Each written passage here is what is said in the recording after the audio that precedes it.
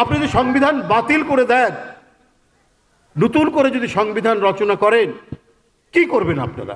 পৃথিবীতে এটা দেখিনি। পৃথিবীতে বলা হচ্ছে যে একটি জাতির আত্মজীবনী হচ্ছে সংবিধান। সেটা সংযোজন হতে পারে, সংশোধন হতে পারে। যেখানে ফ্যাসিজমের বৈশিষ্ট্য আছে সংবিধানে, ওটা বাদ দিন, ওটা বাদ দেওয়া যেতে পারে। সেটা তো রাজনৈতিক দায়িত্ব।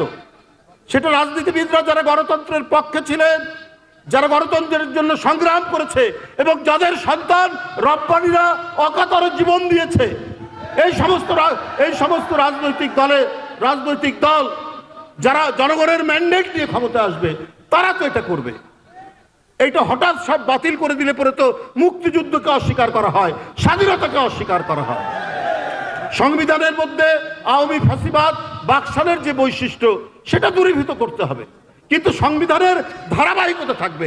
যদি